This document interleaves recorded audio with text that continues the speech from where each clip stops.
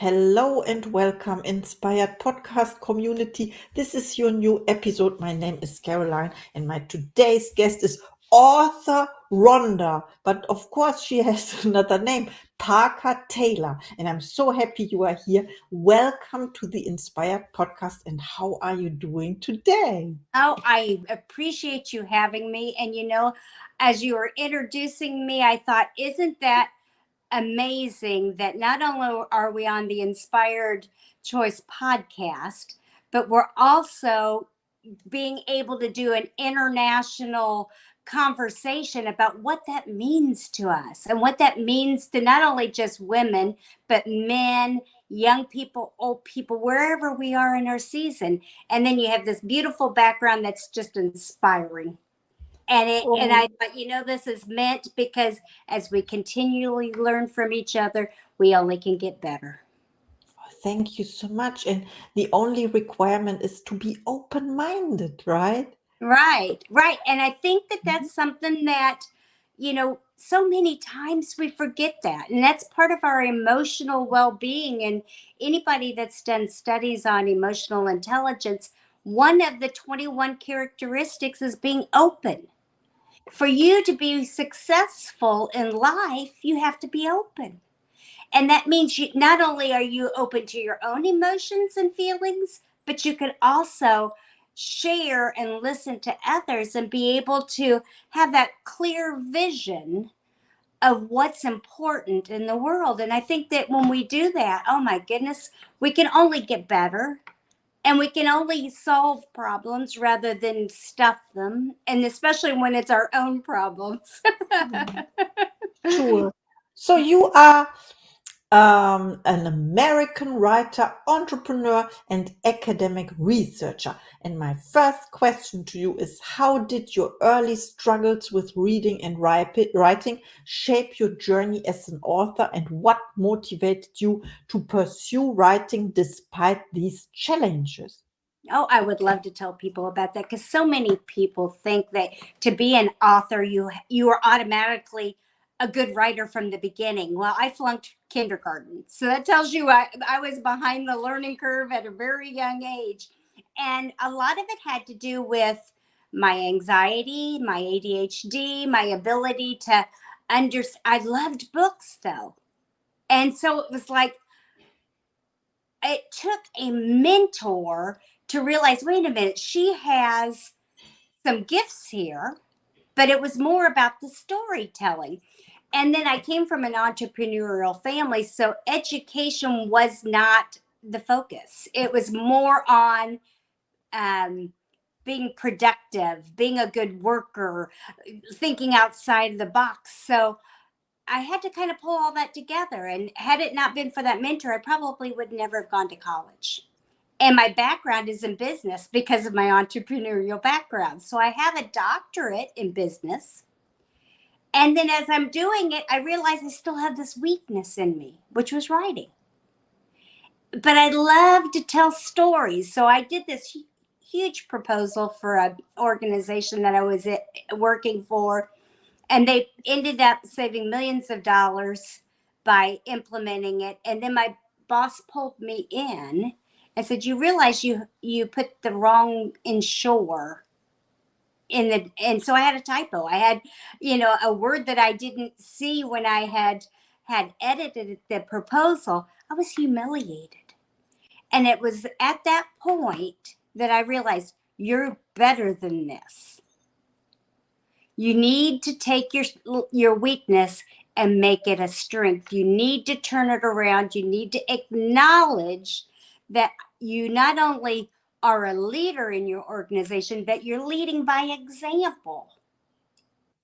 And so I was like, okay, I really want to write, and I love to read, and fiction was my genre, but I'd love to make a difference in people. So I kind of pulled them all together and created Crossroads. It's a fiction novel. It's suspense, but it's all about people that are all out of life balance. And when I say life balance, I'm not just talking about work life balance, but it's also emotional out of balance, or um, socially connected life, life balance where where you're not putting energy in all of your dimensions of life.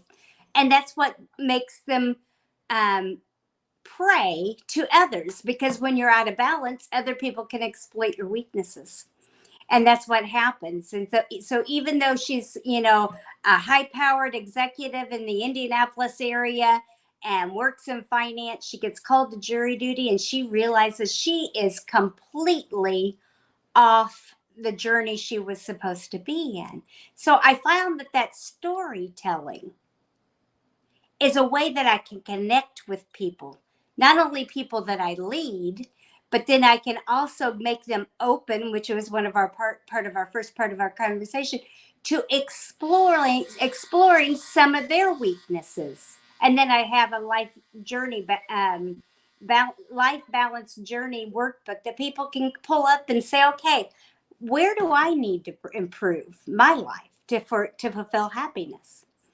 Yes, you mentioned leading by example, and I understand. So when you show this, whether by yourself or the book you write, of course, then people take this and they allow themselves to change.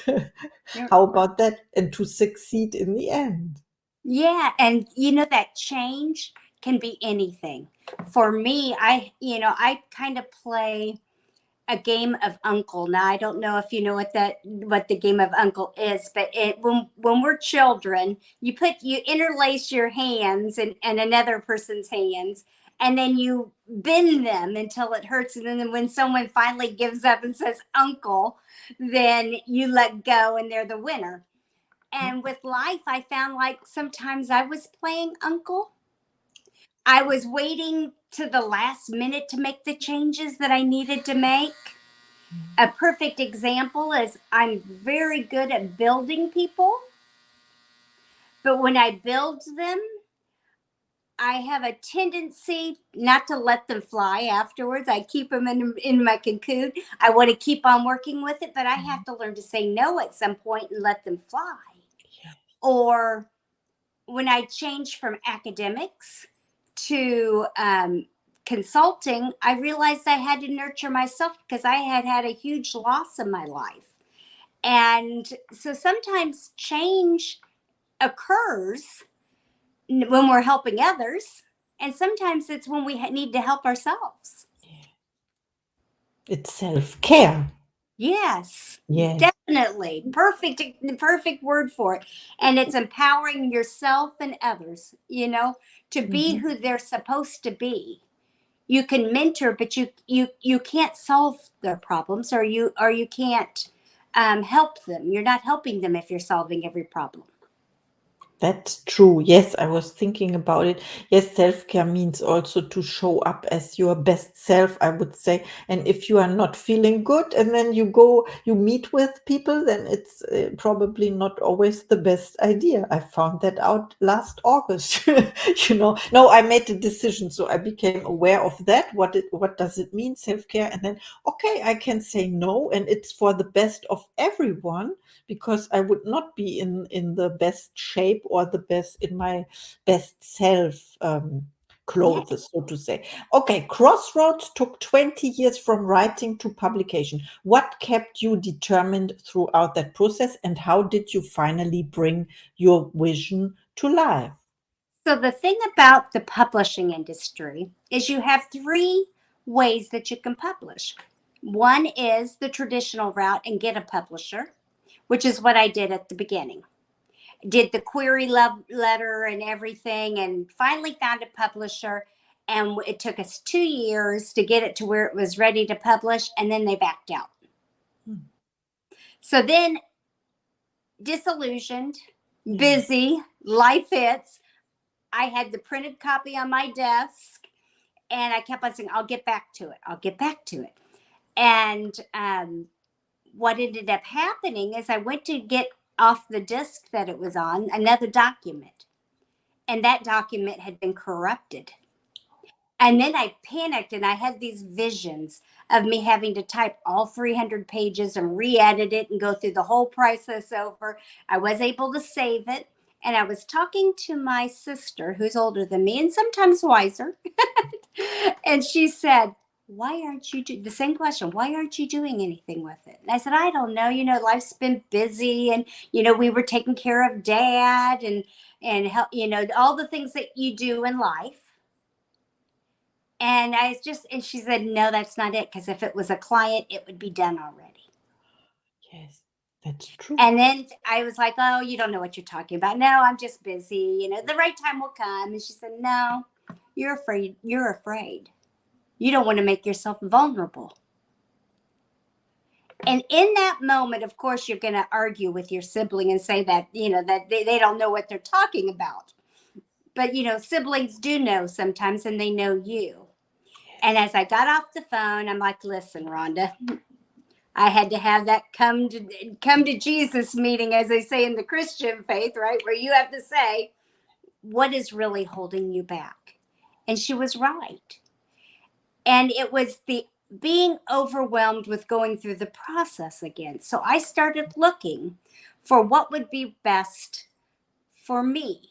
And was I ready to go 2 more years on the traditional publishing route? And I'm like, oh, that's a long time. I'm getting old. By then, I'm going to be retirement age, if I get it published. And so I started looking at the other options, which is self-published or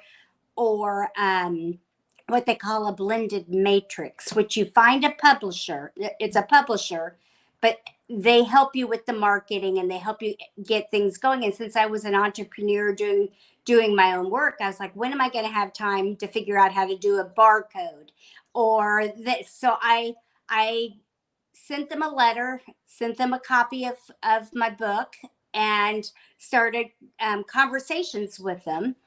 And they accepted me, and they said, these are the steps we think that will be best for your book. That organization is called Mindster Media, and they're well known, at least in the Americas. I'm not sure if they are worldwide at this point. And then as I was going through the process of getting everything set up with them, they said, you really need to submit this letter to Merrill Hemingway, a letter asking her to endorse it. And I'm like, why would Merrill Hemingway? Now, your younger audience would say, who's that?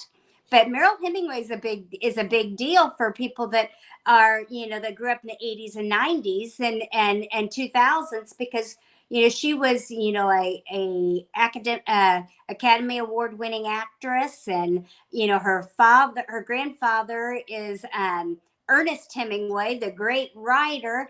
And I'm like, why would she care? And their answer to me was, because this book is her story. This is a story of a workaholic woman that wanted to have her excellence, but is out of balance, and people exploit that. And she's all about mental health, life balance, and self-care. Part of the reason is she knows the outcomes of not doing that. Every one of the people in her family had life balance issues also. So she has learned to build it into her makeup. And so I was like, wow, that's a big step for a person from Indiana, a small town. So I'm like, but it's not, you guys haven't finished looking at it and editing it. And then she's like, no, they like it in the raw. They like to see it, to see what your actual skills are. So that's what she's going to want to do. And so I wrote the letter. It took me about a week, over the weekend to do it, and got the package all together and sent the book to her. And it took a couple of weeks for her to respond. But then when she responded, she created a YouTube video. And that YouTube video is called Merrill Hemingway Praises Rhonda Parker Taylor's Crossroads. And she talked about her experience of reading it. And I'm telling you, from a person that struggled all her life with writing, it gave me chills to find. And we all want that moment. It doesn't, it doesn't matter whether it's a coffee shop you want to open, or you want to be the best mother or father, or whatever it is, and you finally see them graduate, whatever it is that you've put your heart into, you want that feeling of accomplishment, especially when you've created something that you've a change in your whole outlook, and then adapting, a different style, going from a business to creativity. And in that YouTube video, at the end, she talked about we all come to a crossroads in our lives where we have to make a decision, what's good and bad for us. And then at some point, we have to realize that even chocolate has an expiration date. And that's what change is all about. As we're inspired to make choices, we can make the wrong choice or the right choice.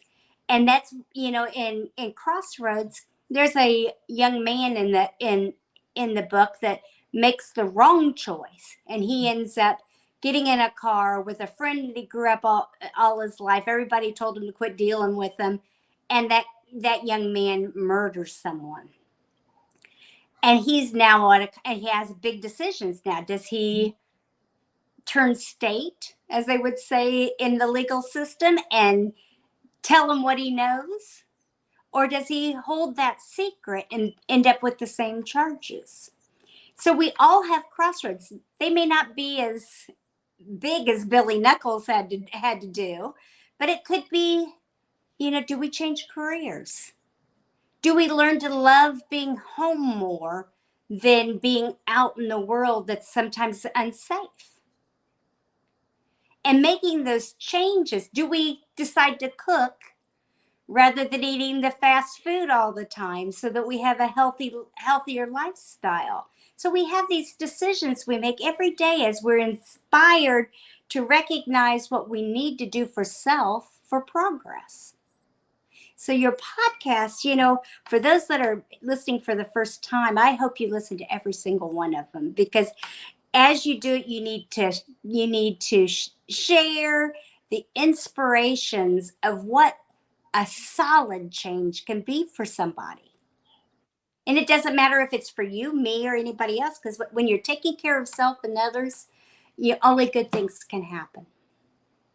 That's so true, and thank you for sharing. Now I'm speechless, but I'm not. So first of all, yeah, I love that this is what the podcast is about, to inspire people. And I always say everyone is inspiring. Everyone has a story to tell and to inspire other people, even though it's only one person. And I love also the title of your book, Crossroads, and how you combined it with decision making now too. We always have the choice. Then you mentioned the young man in the book, and I thought your academic background and in economics, you said, that reminds me of game theory. There is this yes, lemma thing, this game theory, whatever. I love that so much. And he has to make the choice. You explained it so beautifully. Now I would love to have a look in your book. Of course, you can find it. I put it on the Amazon list I created for all the guests of my podcast. There it is, a suspense novel, and I love the cover, of course.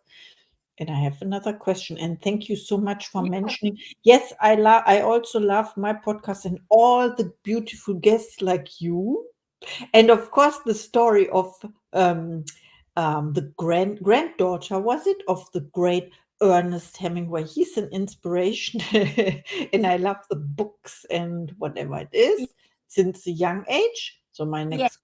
The Old Man in the Sea. We all had to read it, didn't we? The Old Man in the Sea and everything, And I think that the main point and the most inspirational part of it is when you embrace the change. My sister called it out on me right there. I was afraid to change. I was afraid to rediscover my sense of identity and probably what I was intended to be. As much as I love the coaching and everything else, the storytelling, the anecdotes, the insights that you can share with others, people are more open when it's in a fiction novel. That's true. That's so true. Thank you for reminding me. we have to tell more stories to the world, of course. So, what lessons from your personal experiences, family mottos, and background in business management have influenced the storyline and characters in Crossroads? Well, I would say the first one would be my father used to always say, because we were a large family, there was five of us children, and I was the second to the youngest girl. So you already know everything was micromanaged with me. And if I asked to do something, it was probably something my older siblings were doing. And the first thing that he would say is, do not compare yourself to others. And one of the, or three of the emotions explored in Crossroads is anger, fury, and envy. All three of those could be a reason for a crime. If someone gets angry, they could strike someone. If someone has fury, a lot of times fury is worse. They probably might stab someone because of that anger is at a higher level. And if it's envious, you know what happens? They lose their own sense of identity. In Proverbs, it says, anger is cruel, fury is overwhelming, but who can stand before jealousy? And what I found in my life is anytime I've compared myself, it's never been positive. It destroys me. It could be their house. It could be maybe someone's in a relationship and I wasn't in a relationship, or it could be that they have a better car, or maybe they have the career I thought I wanted. Anytime any of it, and today's social media really exploits it. You know, you end up taking away who you were intended to be. You were intended to be your authentic self. What I found is, when I was growing up, I used to think I wanted to live in these large mansions that I would see in this street in Indianapolis called Meridian Street. And that's where all the old money lived. Everybody that grew up with money. And there are these beautiful mansions that are centuries old. And I had to have a reflection when I came to buying my most recent house. First of all, I have a small family. My son was killed, in 2009. So it's just me and my husband. Why would I need that much home? And two, I'm kind of a penny pincher. I don't like someone to clean my home. So, and I like to do it myself so I can claim it as mine. So I really had to think about, why are you lusting over this large house? That's not who you are. So when I was looking, I was like, oh my God, I found this beautiful house. It was on 3 acres where I could still have all the wildlife I wanted, where I could have a park setting and walk through my own yard, not have to worry about the world. I have deer that come through. I have coyotes and fox and squirrels and rabbits and all these things that I can enjoy while I'm having my coffee. And I'm like, that's who I am. Some people, that's not who they are. Some people, it would scare them to walk out in their deer in their front yard. It might, prevent them from enjoying the outdoors. And so I had to really realize who I was and adapt myself to accepting me. And when I accepted me, I realized that the career changes that I was making was aligning. I was aligning myself with the choices that I was making from that point on. And I wish I would have talked to myself when I was younger, because some of the things that I did really didn't make sense to who I am, because I wasn't really being true to myself at all. And so surrounding myself with the right people and surrounding myself with the right environment is a big part of my change process. Oh, that is so important. You know what you said. Yes, people that support you, of course, and choosing wisely what you said. Thank you so much. And I love the nature around you, of course, what you described where you live. Yeah. Thank you so much for our interview. I think the time is coming to an end. Tell us about your next projects and where people can find you, please, when they reach out to you after listening to this episode. I would love to. First of all, you can reach out to me on my website, rhondaparkertaylor.com. Everything that I've done is I try to put it under my name so people can find me. My I'm on Facebook, Instagram, Twitter, TikTok, and LinkedIn. My next project, which should be out around Christmas, and I think you can't see the name of it, but it's called A Journey to Life Balance. It's a workbook approach. It takes the characters in Crossroads, and they're their case studies where you can actually see how it has impacted their lives. And then you can work through your own life balance and life satisfaction. And I'm really hoping that people will enjoy it. And then Crossroads is a series, so there'll be another fiction novel coming out that takes one of the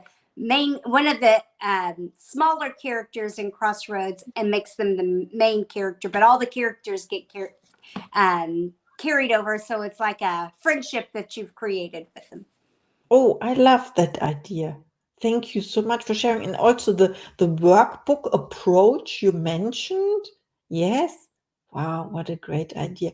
Thank you so much for our interview. I'm blessed now, and I have to re-listen to our episode again, of course. There were so many nuggets. Oh, thank you. Thank you. And I hope that all your listeners out there realize just how special they are and how their inspired choices today reflect in their future. Because when you really reflect and find the inspiration in self, there's nothing better that you can do than set the measurable goals to move forward. Like, share, and make sure you continue to follow this podcast because it will help you in your journey. Oh, thank you so much. Thank you for our interview now.